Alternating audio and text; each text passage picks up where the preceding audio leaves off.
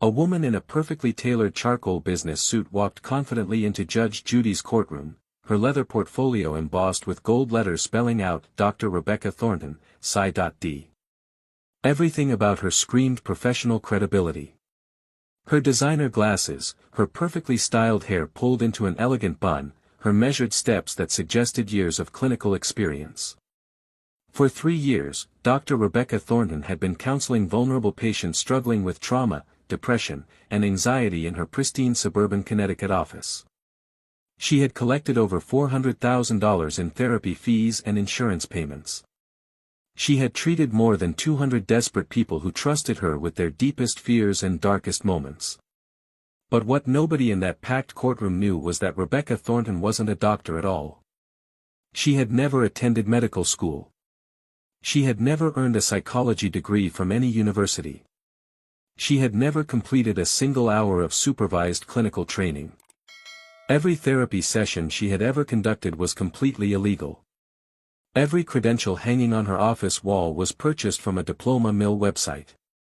And when Judge Judy asked her one simple question about her fake education, the carefully constructed facade that had fooled insurance companies, hospital administrators, and hundreds of vulnerable patients would crumble in exactly 90 seconds.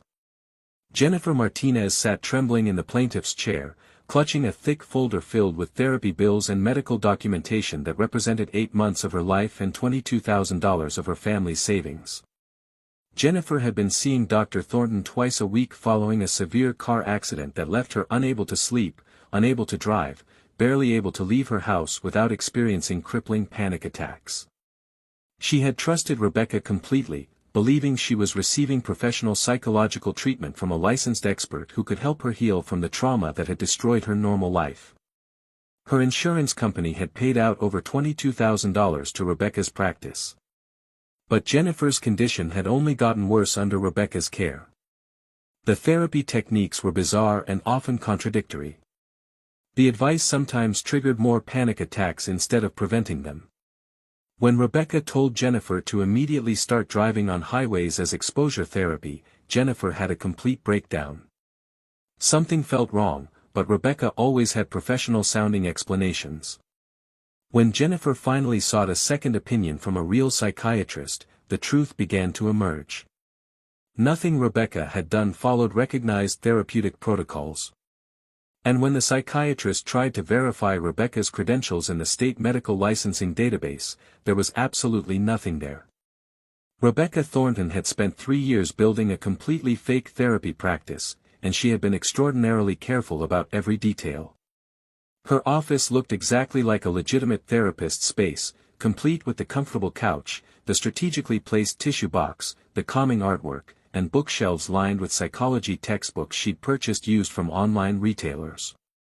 She had studied those books extensively, memorizing therapeutic terminology and diagnostic criteria until she could speak the language of psychology convincingly enough to fool even other professionals in the mental health field. Her business cards were printed by the same company that real doctors used. Her billing was set up through legitimate medical coding systems. She even attended professional networking events, boldly introducing herself as a colleague to licensed therapists who never suspected they were talking to a complete fraud. The license number she used to bill insurance companies had been stolen from Dr. Margaret Chen, a real psychologist in California who had retired 5 years earlier. What made Rebecca's deception so dangerous was that she had targeted the most vulnerable patients. People suffering from severe trauma, debilitating anxiety, crushing depression, and overwhelming grief. People who desperately needed real professional help and instead received advice from someone with zero qualifications who was essentially experimenting on their minds. Rebecca had convinced herself that because she had read psychology books and taken some online courses, she was providing legitimate help. She had become so confident in her fake identity that she genuinely believed she could fool anyone, including America's toughest television judge. She walked into that courtroom expecting another easy victory, another situation where her impressive credentials and confident demeanor would convince everyone she was legitimate. But Rebecca had made one fatal miscalculation. She had gotten sloppy about the details of her fabricated background. And she had no idea that Judge Judy Sheindlin had spent the previous night systematically pulling apart every single claim in Rebecca's fake biography. Judge Judy had contacted universities, verified licensing databases, and built an airtight case proving that Rebecca Thornton was a complete imposter. Now all she needed was to get Rebecca to commit to her lies under oath, and then ask the one question that Rebecca couldn't possibly answer correctly. The trap was set perfectly. Before we show you the exact moment when Judge Judy destroys this fake therapist with a single question, smash that like button right now if you believe people who exploit vulnerable patients deserve to face real consequences. Hit subscribe because what you're about to witness is the most satisfying exposure of medical fraud ever caught on camera. The single question that destroys Rebecca's entire fake career is coming up. The Judge Judy courtroom buzzed with its usual electric energy. The audience had settled in, cameras were rolling, and production assistants made their final checks.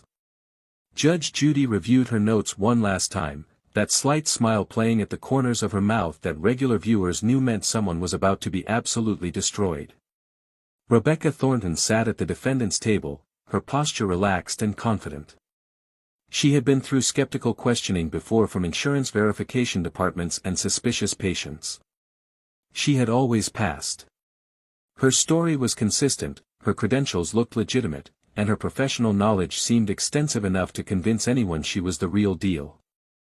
Judge Judy looked up from her bench with characteristic directness. "Ms. Thornton, you're being sued by Jennifer Martinez for $72,000. She claims you defrauded her by providing therapy services without proper credentials and made her condition worse with dangerous treatment methods. How do you respond?" Rebecca's answer was smooth and practiced, delivered with the confident authority of someone who had fooled hundreds of people. "Your Honor, these accusations are completely baseless and frankly insulting to my professional reputation.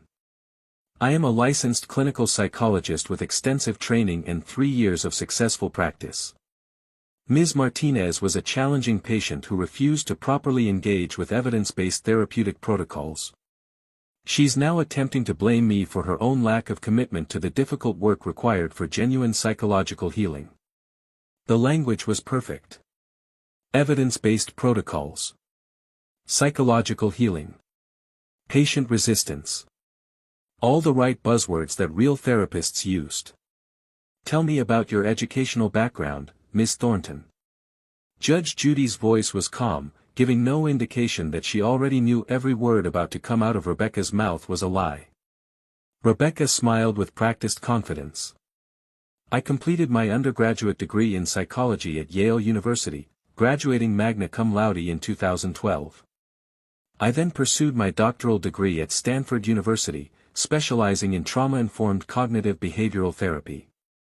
I completed my clinical internship at McLean Hospital near Boston, which is affiliated with Harvard Medical School and is one of the premier psychiatric facilities in the country. After completing my doctorate and obtaining my clinical license, I established my private practice in Connecticut where I've been successfully treating patients for 3 years. It was flawless. Specific dates, prestigious institutions, appropriate specializations. Everything sounded completely legitimate. The audience members nodded along, impressed. Judge Judy made notes slowly, her poker face revealing nothing about the fact that she had spent hours proving every single word Rebecca just said was fiction. "And this license allows you to bill insurance companies?" "Yes, Your Honor, absolutely. I'm fully licensed and credentialed with all major insurance providers. I follow all proper protocols for documentation and treatment planning." Judge Judy turned to Jennifer Martinez. "Ms. Martinez, tell me what happened during your treatment." Jennifer's voice trembled with emotion. "Your Honor, I was in a terrible car accident that left me with severe PTSD. I couldn't sleep, couldn't drive, could barely function. Dr. Thornton seemed so professional. I trusted her completely. But nothing she did helped me. The techniques she taught me for panic attacks made them worse. She told me to force myself to drive on highways immediately. When I tried, I had a complete breakdown. I told her I was having thoughts of harming myself and she just told me to journal about it instead of getting proper crisis intervention. Rebecca maintained her professional composure, shaking her head slightly as if dealing with a difficult patient. Ms. Thornton, Ms. Martinez claims your techniques were harmful. How do you respond? Rebecca's tone was clinical and dismissive. Your Honor, exposure therapy is a scientifically validated treatment for PTSD. What Ms. Martinez experienced is common. Patients often resist confronting their fears because avoidance feels safer. Her negative reaction doesn't mean the treatment was wrong. It means she wasn't ready to do the difficult work required for recovery. As mental health professionals, we sometimes have to push patients beyond their comfort zones. It sounded legitimate. Exposure therapy was real. Rebecca was using enough actual psychology to make her fraud plausible. She leaned back, adopting the relaxed posture of an expert. Judge Judy asked more questions about Rebecca's practice, treatment methods, and patient outcomes. Rebecca answered each one with smooth confidence, speaking in therapeutic terminology, describing her clinical approach with authority. She had no awareness that she was walking into a trap about to destroy her entire fake identity. Judge Judy leaned forward slightly, her eyes locked on Rebecca with laser intensity. The courtroom had gone completely silent, that electric tension when everyone senses something important is about to happen. You've told this court that you earned your doctorate in psychology from Stanford University, correct? Yes, Your Honor, Rebecca confirmed, still confident. And this doctorate qualifies you to provide clinical psychological services and bill insurance companies as a licensed provider? Yes, Your Honor, that's correct. Rebecca had answered these types of verification questions hundreds of times before from insurance companies and suspicious patients. This felt routine. Judge Judy paused for just a moment, letting the tension build. Then she asked the question that would destroy everything. Ms. Thornton, in what year did Stanford University award you your Psi.D. degree? It seemed like such a simple, innocent question. Just asking for clarification about when Rebecca graduated. But it was actually the perfect trap.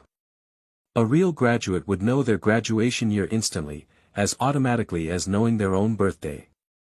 For someone with a fake credential, this question was a landmine. Rebecca had researched Stanford's psychology program enough to sound credible, but she hadn't memorized every detail of her fake timeline. For the first time in the entire hearing, Rebecca hesitated. Her mouth opened slightly, then closed. Her eyes flickered to the side, the universal tell of someone trying to fabricate an answer. The pause was only 2 seconds, but in the intense silence, those 2 seconds felt like an eternity. Everyone noticed. The confidence that had carried Rebecca through the entire case had suddenly evaporated. I'm sorry, Your Honor, Rebecca tried to recover, her voice lacking its earlier authority. Could you repeat the question? Judge Judy's expression didn't change. In what year did Stanford award you your doctorate degree? This should be very simple for you to answer, Ms. Thornton. Rebecca's brain was racing. She had to give an answer, but she didn't know what year would sound plausible. Too recent and her supposed 3 years of practice wouldn't make sense. Too old and other details might not line up. She was trapped. It was in 2018, Rebecca finally answered, her voice uncertain. Judge Judy made a note. 2018. You're certain about that? Yes, Your Honor, Rebecca said, trying to inject confidence back but failing. So you completed your doctorate in 2018, then completed your internship, obtained your license, and established your practice by 2021. Rebecca nodded, seeing the problem but unable to escape. Yes, Your Honor. Judge Judy picked up a document from her bench.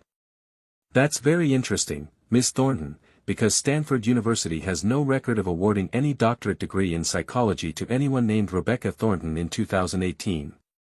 Or 2017. Or 2019. Or any year. Stanford has no record of you ever attending their university in any capacity whatsoever. The courtroom erupted in gasps. The color drained from Rebecca's face. The professional composure, the confident demeanor, All of it disappeared instantly, replaced by the wide-eyed look of someone whose entire world was collapsing. "That's not possible," Rebecca stammered, her hands beginning to shake. "There must be some administrative error." Judge Judy's voice cut through the air like a scalpel. "There's no error, Miss Thornton. Because you never attended Stanford. You never attended any accredited psychology program. You don't have a doctorate. You don't have any degree in psychology whatsoever." Rebecca's hands gripped the edge of the table. "And that license number you've been using to bill insurance companies? It belongs to Dr. Margaret Chen, a licensed psychologist in California who retired 5 years ago. You stole her credentials and used them to commit insurance fraud for 3 years." The courtroom was in chaos. Jennifer Martinez had tears streaming down her face, tears of vindication mixed with horror. Rebecca looked like she might be sick. Judge Judy wasn't finished. "Let's go through your entire fake biography. You claim to have graduated from Yale. Yale has no record of you. Your internship at McLean Hospital never happened. I spoke with their director. They've never heard of you." Each revelation was another hammer blow. Rebecca was hunched over, her suit wrinkled, her perfect hair coming undone. "For 3 years, Judge Judy's voice rose with anger, you've been counseling vulnerable patients suffering from trauma, depression, and anxiety. You've provided advice that could have been fatal. You've collected over $400,000. All while having zero qualification. You told Jennifer to use exposure therapy that could have killed someone with untreated PTSD. You came into this courtroom prepared to lie under oath." Rebecca was now crying, mascara running, hands trembling. The fake therapist who had fooled hundreds had been completely exposed by one simple question she couldn't answer. What you're witnessing right now is justice being delivered to someone who spent 3 years exploiting vulnerable people at their lowest moments. If you believe Rebecca deserves everything that's coming to her, smash that like button and comment "Justice served" below. Subscribe so you never miss these moments when frauds face real accountability. Share this video with anyone who's ever wondered if their therapist is legitimate. Judge Judy's final judgment was swift and devastating. "Ms. Thornton, in my decades on the bench, I have never encountered fraud this calculated, this dangerous, or this morally bankrupt. You targeted people suffering from severe trauma, people who desperately needed real help, and you experimented on them while collecting hundreds of thousands of dollars. I'm ruling in favor of Jennifer Martinez. You will pay her $22,000 for the fraudulent fees. You will pay her $50,000 in emotional damages for making her condition worse and putting her life at risk. And you will pay her $25,000 in punitive damages because your conduct was so egregious." The total was $97,000. More than Jennifer had even asked for. "I'm also personally notifying the Connecticut Attorney General's office with complete documentation of your fraud. I'm sending them evidence of your stolen license number, your fake credentials, and your admission under oath that you practiced psychology without any qualifications. You're looking at multiple felony charges. Insurance fraud, identity theft, practicing medicine without a license. My estimate is 15 to 20 years in federal prison if prosecutors pursue maximum penalties." The number hung in the air. Rebecca's crying became wails. "And when this episode airs, I'm sending copies to every insurance company you defrauded. They will sue you for every penny of the $400,000 you stole." The gavel came down. "We're adjourned." The episode aired 3 weeks later and immediately became the most viral Judge Judy moment of the season. Within 24 hours, clips had been viewed over 30 million times. The moment when Rebecca hesitated before answering became an instant meme. The shot of her face when Judge Judy revealed Stanford had no record went viral with over 50 million views. Fake therapist exposed trended worldwide for 2 days. Judge Judy destroys fraud reached #1 trending. Psychology Today published an article about unlicensed practitioners using Rebecca's case. News outlets covered the story. Mental health advocates praised Judge Judy for exposing fraud that endangered vulnerable patients. Judge Judy sent documentation to the Connecticut Attorney General within 24 hours. The AG's office launched an immediate criminal investigation. FBI agents joined when the insurance fraud scope became clear. Rebecca's office was raided. Investigators seized fake diplomas, computer records, patient files. Once the episode went viral, Rebecca's other patients came forward. The 200 patients began sharing their stories. Many described treatment that made conditions worse. One woman said Rebecca told her to stop prescribed antidepressants, causing severe depression. Another described exposure therapy triggering breakdown requiring hospitalization. 6 weeks later, federal prosecutors filed charges. 47 counts including wire fraud, mail fraud, identity theft, practicing psychology without a license. Rebecca faced up to 85 years if convicted on all charges. Insurance companies filed civil lawsuits totaling over $800,000. Her house went into foreclosure. Bank accounts frozen. Everything gained from fraud was systematically taken away. Her trial began 8 months later. Prosecutors played the Judge Judy video showing Rebecca lying under oath. Expert witnesses analyzed her methods and found them actively harmful. Jennifer testified about how only real therapy helped her heal. The trial lasted 3 weeks. The jury deliberated less than 4 hours. Guilty on 45 out of 47 counts. At sentencing, the judge was unsparing. Ms. Thornton, you exploited people at their most vulnerable. You collected money fraudulently. You potentially caused serious psychological harm. The sentence was 12 years in federal prison, 5 years supervised release, plus full restitution of over $400,000. Rebecca was 34. She would be 46 when released. Her entire adult life derailed by her decision to fake credentials and exploit vulnerable people. Rebecca Thornton's case became one of the most famous examples of credential fraud in American history. Law schools use it to teach about fraud. Psychology programs use it to emphasize ethics. The Judge Judy clip is shown in graduate programs nationwide. Jennifer Martinez fully recovered and became an advocate for mental health consumer protection. She created a website helping people verify therapist credentials and has helped hundreds avoid fake practitioners. Rebecca's story serves as a powerful warning. She thought she could fake her way through life using impressive words and official-looking paperwork. For 3 years it worked. But 1 hour in Judge Judy's courtroom destroyed everything. One simple question exposed her completely. In what year did Stanford University award you your Psi.D. degree? Such a simple question. Such a devastating answer. Rebecca's 2-second hesitation told Judge Judy everything. The wrong year confirmed it. From that moment, her entire fake identity collapsed. That's the power of truth meeting fraud. That's why professional credentials matter.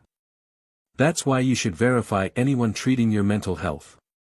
Rebecca learned the hardest lesson. When you fake credentials and exploit vulnerable people, eventually you'll encounter someone who does their homework and asks the right questions. Judge Judy did exactly that, and 3 years of fraud collapsed in 90 seconds. Sometimes justice takes years. Sometimes it's as simple as asking one perfect question and watching a liar's world end. If this restored your faith that frauds face consequences, hit subscribe for more moments where entitled criminals meet real accountability. Remember to always verify credentials, ask questions, and never trust anyone who hesitates on basic facts about their education. Justice was served. Rebecca paid the price. And vulnerable patients are safer because one judge asked one perfect question at exactly the right moment.